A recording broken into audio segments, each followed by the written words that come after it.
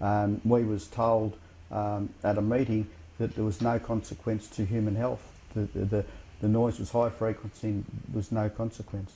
Well, I got headaches that virtually just started up, and I was waking with headaches, and I had to take Panamex, and I hadn't done that before. And anyway, it happened a couple of nights in a row. We operate a property up north, and I went up there, and I got up there and I didn't get it. And when I come back again, because we used to just stay up there one night and then come home again, and I come home again, I got it again. And then I went to my doctor, because you have to book to go into your doctor because you can't go into him freely. I went to one in Eureka Street practice earlier, and he says, well, I don't know anything about it. I had prickling on top of the head. That was before we got the main belt. And then I went back 2 days later, and he says, oh, well, we'll go to a specialist. And the specialist told me, well, I had electromagnetic spasm on the top of the skull. You got one muscle going across the skull, and it just goes into spasm, just pulls like a tight glove.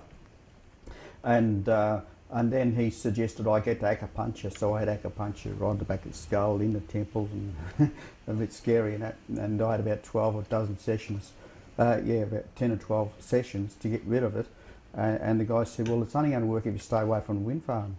And I thought, oh, we could have just put rolls of hay up to stop the noise coming through. But when you got belted with this infrasound coming from turbines all around you, you couldn't do anything. You just get out, because it comes down through the roof and everywhere. Well, it's cost me emotionally, financially, it probably cost us $500,000 to relocate. That's without purchasing a house. We got a shed in Windaree, and we'd sold 2 blocks of ground off, and then we had to get the monitoring done, and the cost of travelling. We've probably travelled probably something like 200 hours a year extra I have to travel, because out at Warborough we head north to the farm up north.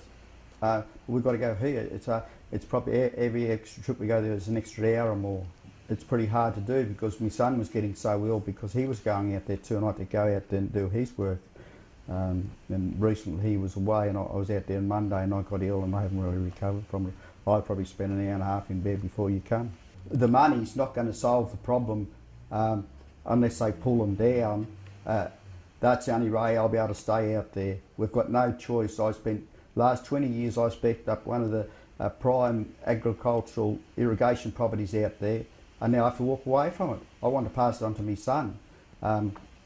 You cannot pay me to put up with the pain. I cannot handle the pain.